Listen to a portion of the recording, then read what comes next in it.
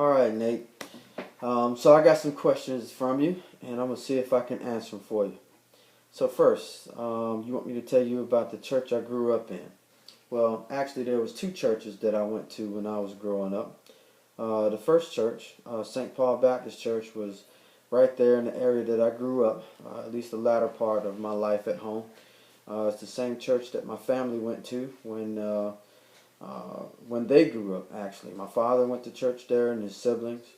Um, his mother and father went to church there, and his great grandfather went to church there as well. Matter of fact, his great grandfather's house is the lot right next to the church.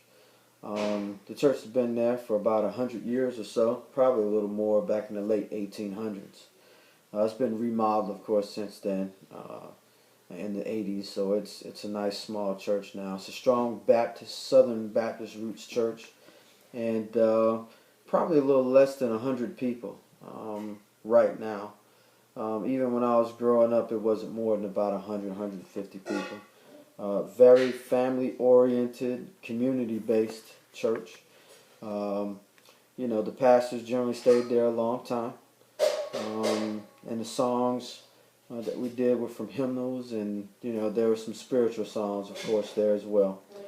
The second church I went to, I was a teenager, and we went across town to a big church. We were bused there, as a matter of fact.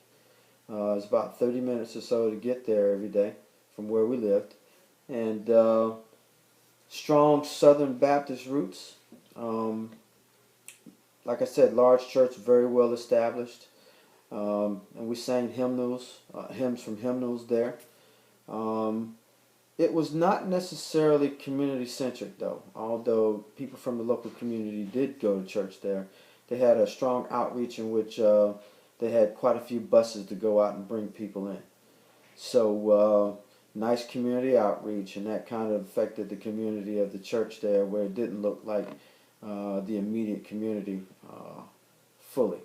So pastors probably stayed there a good while as well. Your next question, was it a diverse church, or was it predominantly one color?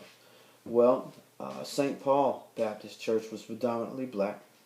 I hardly ever saw a white person there except for funerals. Again, small church, very well kept, remodeled in the 80s, and had pretty small pews, but it's a nice structure today. The other church, Merriman Avenue Baptist Church, was predominantly white church. Like I said, the bus ministry went all over the city and brought in young black children or people of color. Larger church, probably 500 plus people, very well supported, well kept, nice large pews, so it was a very nice church. Sermons, how long were they or short were they? At St. Paul Baptist Church, the sermons went probably about an hour, maybe a little bit more, and usually the sermons were preached. And that type of preaching excited the church members. There's a lot of style of preaching. Southern black folks have this style of preaching, and they used it. And people would stand up and shout and wave their hands, and it wasn't necessarily a quiet place about halfway through the sermon. There was an organ and a piano playing sometimes as the sermon would kind of wind up. Scriptures, of course, were used at the beginning of every sermon to base the message off of. At Merriman Avenue Baptist Church, predominantly white church, sermons lasted, an hour or less. Sermons were taught. The service was, a little more tame, not loud or boisterous. The congregation didn't get excited per se from the preaching or the teaching. At least I don't remember any shouting and things of that nature. But the church had a piano and organ. Not necessarily that they accompanied any preaching at the end like the former church. And of course, scripture readings preceded every sermon, and it was used as a base for the sermons. So, what was the church service structure like? At St. Paul Baptist Church, there was Sunday school at 9:30 on Sunday mornings. Prayer usually went at 11 o'clock, corporate prayer. Sunday service started at about 11:30, and church was over with at about 1 p.m., maybe a little bit after. Sunday evening service started at 6 p.m., and then there was a Wednesday night Bible study at 7 p.m. Again, there was a piano and an organ there. At Merriman Avenue Baptist Church, they started Sunday school at about 10. That was about the time that we usually got there off the bus.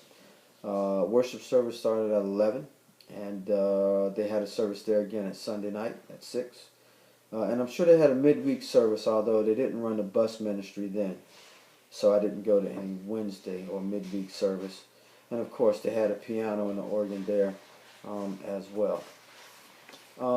So what are the differences between the churches that I attended versus the churches that we go to now? Well, those churches, again, that I went to as a teenager were predominantly one race or another.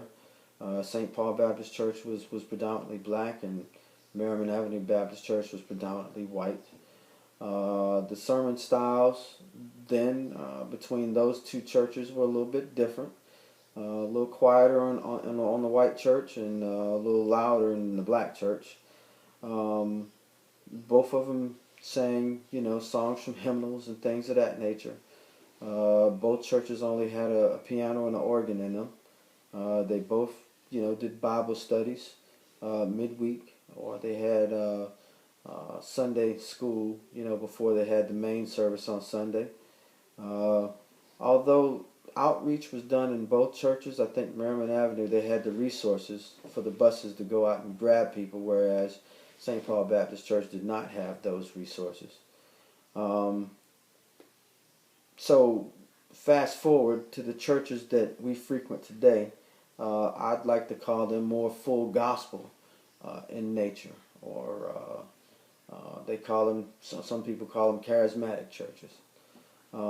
And in these churches, the diversity was a little better. You find all races just about present. Waco Christian Fellowship, great church. There were white people and black people. We had some Asians there and Hispanic folks, so it was a nice diversity. The church in California that we went to, there was nice diversity there as well. Again, black, white, Hispanic, and Asian. The church that we go to here in the Washington, D.C. area, again, white and black, and they're Hispanics and Asians who go to church there. The sermon styles, of course, are different. The churches that we frequent today in the full gospel circles or the charismatic circles, whereas teaching is a big part of the sermon on Sunday.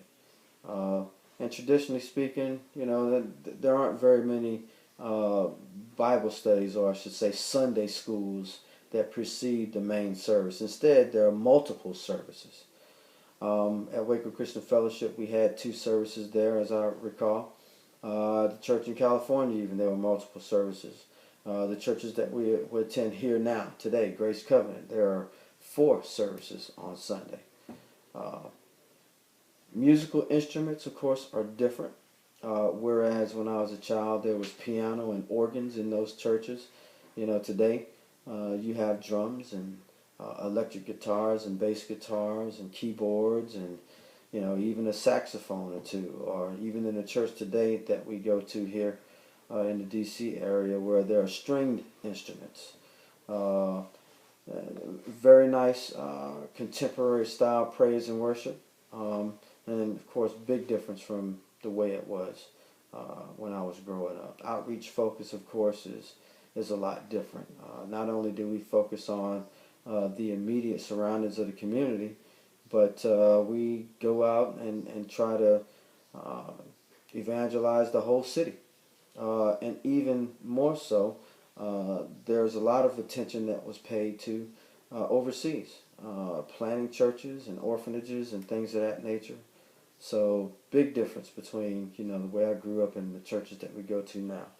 And also, not that the belief in spiritual gifts were diminished back when I was growing up. I just didn't get enough teaching on those things. But today, I think it's a little more prevalent, and there's a lot more teaching on the use of spiritual gifts and things of that nature. And your last question, praise and worship. When it comes to music, was it more traditional gospel or praise and worship? Well, when I was growing up, I think it was more traditional gospel. Today, of course, it is the mainstream praise and worship. Um, and while we sing gospel songs periodically, the music is typically more contemporary, but gospel is still at the heart of it, even today. Praise and worship is very dynamic and elicits a response, and sometimes you'll see physical responses. You know, it penetrates the heart and it moves people. Some of the more traditional gospel songs did not have the same effect. Not on me anyway, as a kid growing up. Although I used to like to go and listen to the singing, as I call it. So I think I've answered most of your questions, and if I can expound on anything else, hey, give me a call, let me know. Talk to you later.